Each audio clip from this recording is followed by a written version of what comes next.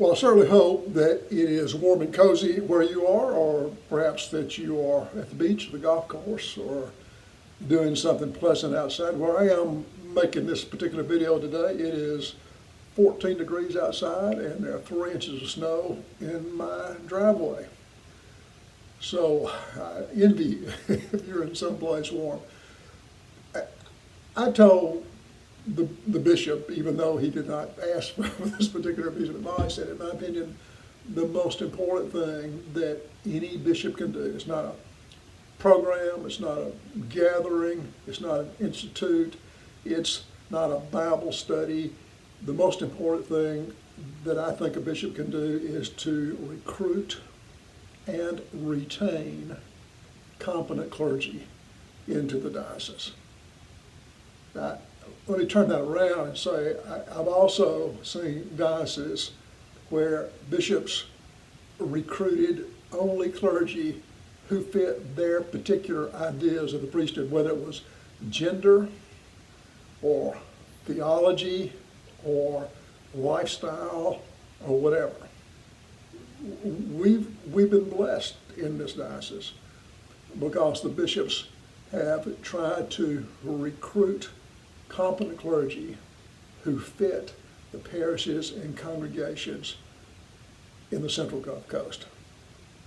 When we look at clergy to come into this diocese, the criteria is not how smart they are, what kind of grades they made, seminary. The criteria is, can you serve a parish?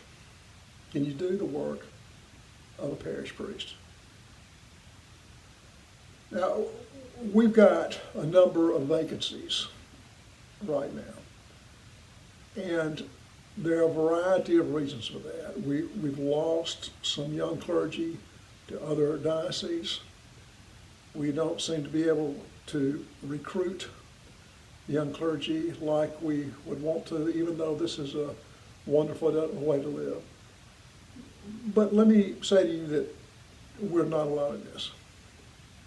There's been a huge sea change in the Episcopal Church in terms of clergy in the last, I would say, 10 years.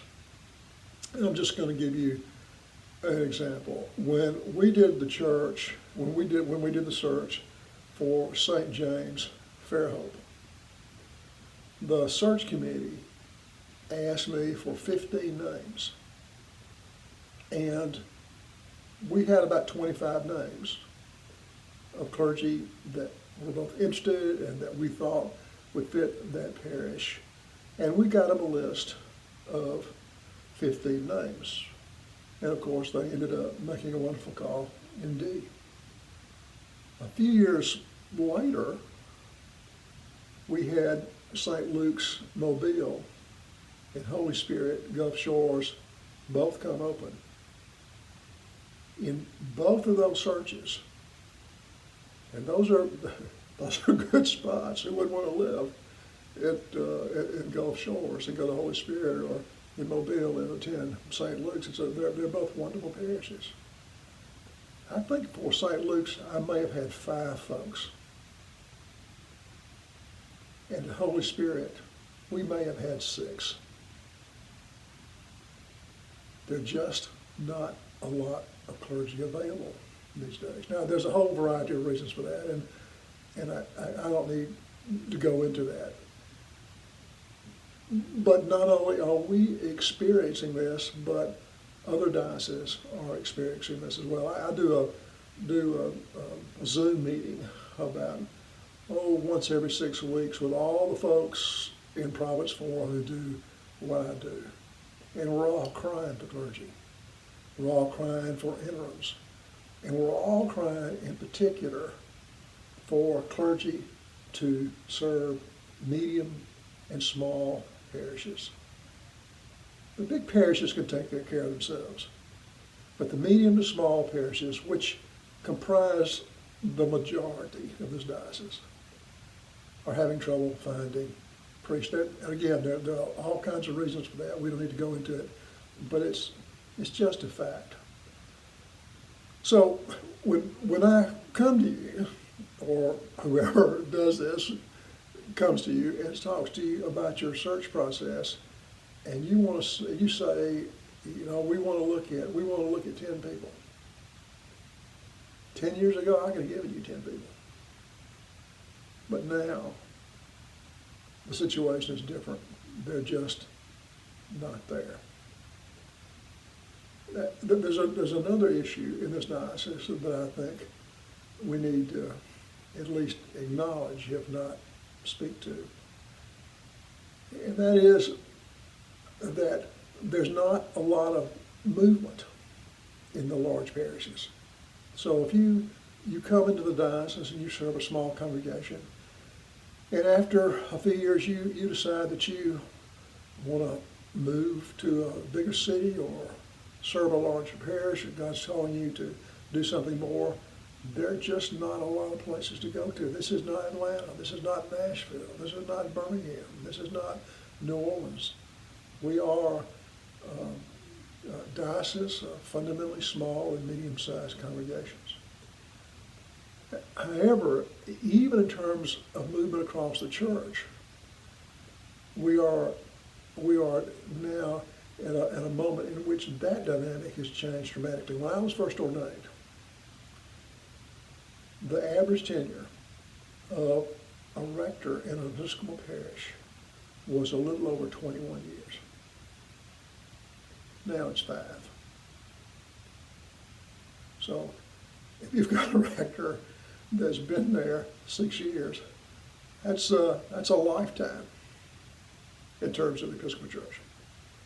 I also think that people my age, I'm 75, don't really grasp the way younger folks are seeing what they do and where they live. I was meeting with a seminarian a couple of weeks ago, and he wanted to talk to me about his future and his development in the church and the priesthood. And I was telling him about the nature of our process, and he said, people your age don't get it.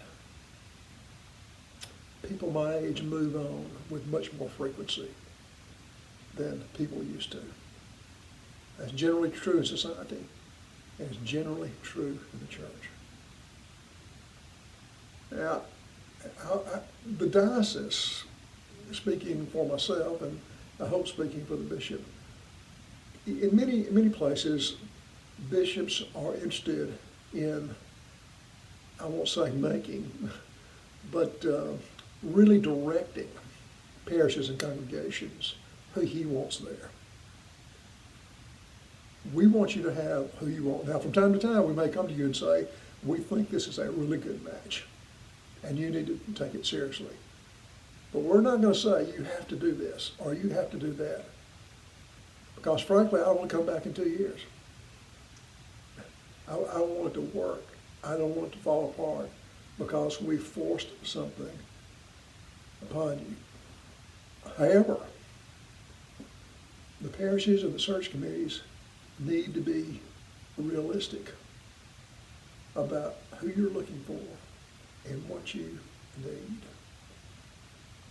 Every parish I go to, and I was not 100%, but 99.9 is the sale of commercial. Every parish I go to and meet with the search committee, they all tell me they want a good preacher. Well, we're Episcopalians. Preachers come and go, as it were. And I tell them that's not what you want. You want a good pastor. You want someone who'll be a faithful parish priest, who if you call 3 o'clock in the morning on Saturday or Sunday morning and say, my son's in the emergency room, he's just had a wreck. You don't want that priest to say, well, you're not going to preach at 7 o'clock in the morning. You want her to say, I'll be there in 15 minutes. So when you're looking for somebody and you find that person, as Bishop Stout, who was an ordained bishop in Alabama, once said, you need to marry him. You don't need to say, well, can we date a few other people in the meantime? You need to call the person that the Holy Spirit puts in front of you before the Holy Spirit offers that person to somebody else. And as Jesus once said, and the quote is not original to Massey, those with ears to hear, let them hear.